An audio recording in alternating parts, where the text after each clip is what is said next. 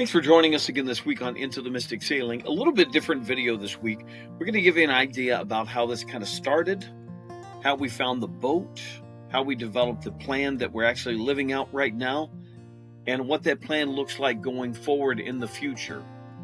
This is our boat. This is a 1984 Hunter 34.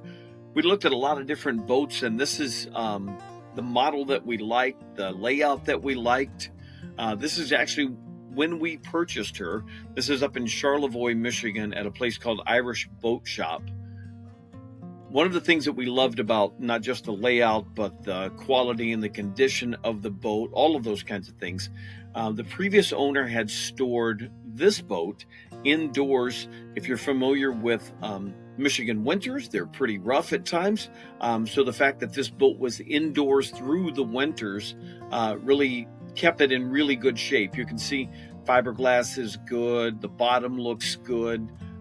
We kept the name. If you're familiar with the old Van Morrison song, Into the Mystic, we kept the name. This is me saying, we just bought this thing. We own it.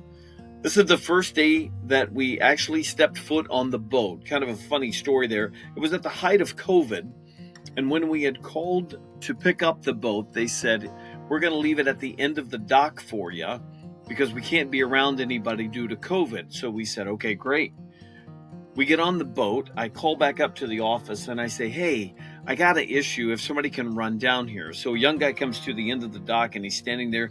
He's got a mask on. I've got a mask. We're about 20 feet apart. And I said, hey, how do I start the motor?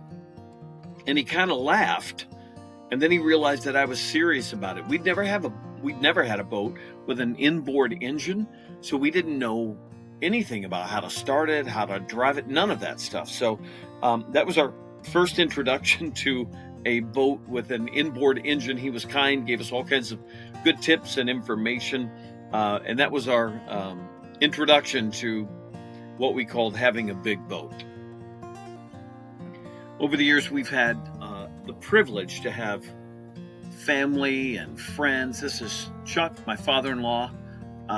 Just some great friends that we've had the privilege of having on board, taken out for sails, sitting around a cockpit, having a few beverages, people who have been so instrumental in getting us from where we started, which was novices with no experience, no knowledge really about what we were doing on a boat like this, to where we are today. So people like, I hate to mention anybody because I'm sure to leave somebody out, but all of the family and friends who have sailed with us, who have listened to the stories, who have offered advice, just been a part of this journey that has got us to where we are and where we're going, has really made this super special for us. So over the years, we've done tons of work on it.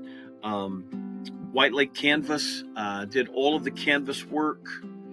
Bluffton Bay Sails in Muskegon did new sails for us. Chuck got us our Garmin chart plotter. We've redone the bottom. We've redone the plumbing. We've redone the flooring. We've just spent a lot of time and effort and love on her, and it shows when you look at her or when you sail on her. This is a sign we have on our refrigerator back in Charlotte, Michigan. We've been counting down for a long time, and this was the day that we finally pulled out of Whitehall, Michigan, and we started heading up the coast to begin this journey. I would love to say that there was that we were ready for it. We'd spent years practicing and working and planning and scheming, but we were pretty nervous, and still are a lot of days. But this is us coming out. There was no big fanfare. We didn't have a lot of people. Nobody was around. It was just Char and I, and we woke up that morning, and we kind of talked about it the night before and said, okay, I think tomorrow's going to be the day. And with no fanfare and no champagne or confetti or big celebrations, we untied the dock lines and cast off on a journey that we've been working on for years and years. So what is the journey? We started in Whitehall, Michigan, and we are looking to get to Key West. And then once we get to Key West, we think we're going to push over to the Bahamas. This is part of the trek that we've been on, so you can kind of get a general idea of how it's gone for us. Obviously, Lake Michigan, under the Mackinac Bridge, coming down Lake Huron, through the St. Clair River, Lake St. Clair, Detroit River, out Lake Erie, into the Erie Canal in Buffalo, New York. Enjoyed the 200-year anniversary of the Erie Canal as we made our way over to the Hudson River. We went down the Hudson River through New York on the outside of New Jersey, into Cape May, New Jersey.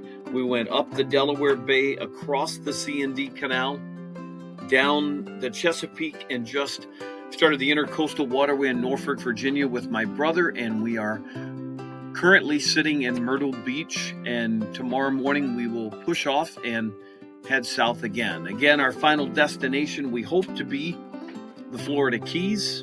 We'll spend some time in the Keys. Maybe that'll be our base of operation. And then after that, I think we're going to bump over to the Bahamas and see where it leads us from there. It would be lovely to say that we have the whole thing kind of figured out, but if I'm honest, it's really just about one day at a time, but it's been a pretty cool journey so far. So thanks for watching. We appreciate all the support and all the love.